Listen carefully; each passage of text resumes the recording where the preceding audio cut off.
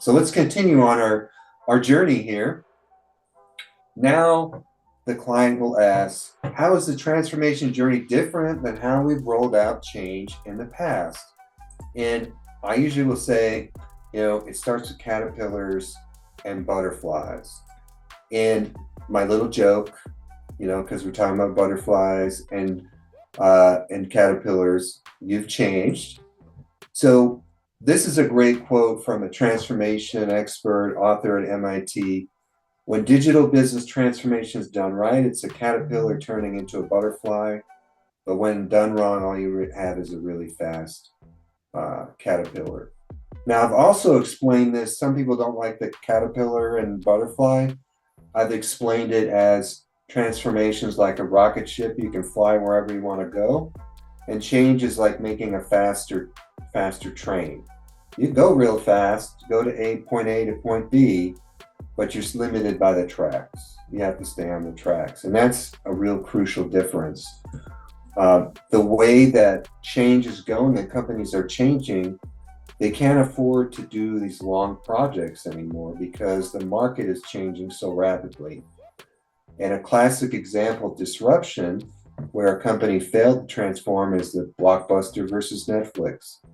Blockbuster didn't embrace digital and video streaming fast enough. Netflix came in with their platform, and now Blockbuster is no more.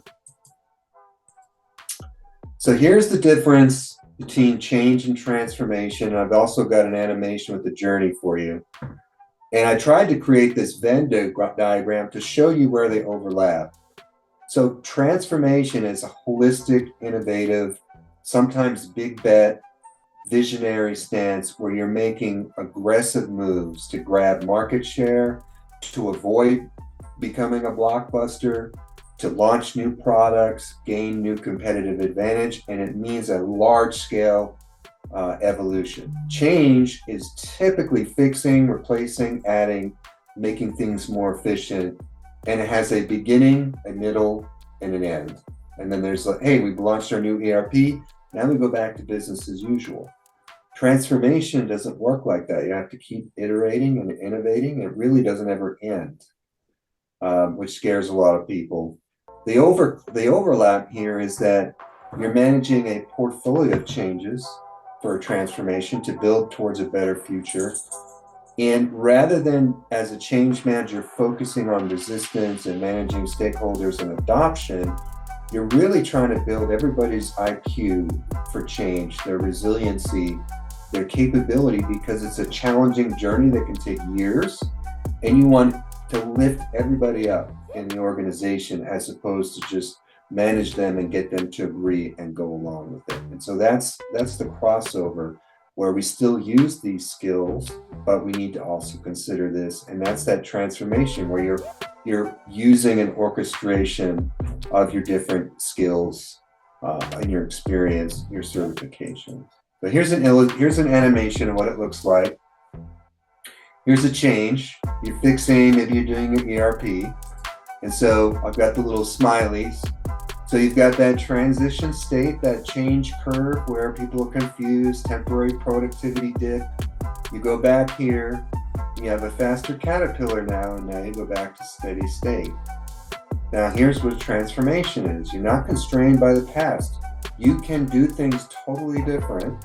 And so the journey more so looks like this. You have a deeper curve, which is called the Valley of Tears, where you put in so much work and investment, you see very little return until you get through that valley.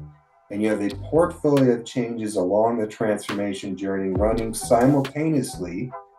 And then you don't really stop. There is no ribbon cutting. You get to a certain pinnacle, but you continue to optimize, improve, and innovate. So if you launched a new product, it did really well for this market, and you thought, wow, I wonder if we could launch this for other customers. That would be an example of continuous optimization improvement. Let's say you came in and you did an organizational design intervention. You reshaped a selection of the company to a different type of team structure, and it worked really well. Well, let's try it somewhere else. Let's see if that works. So those are some examples it's not just technology. And I think a lot of the OD practitioners on this call will appreciate this.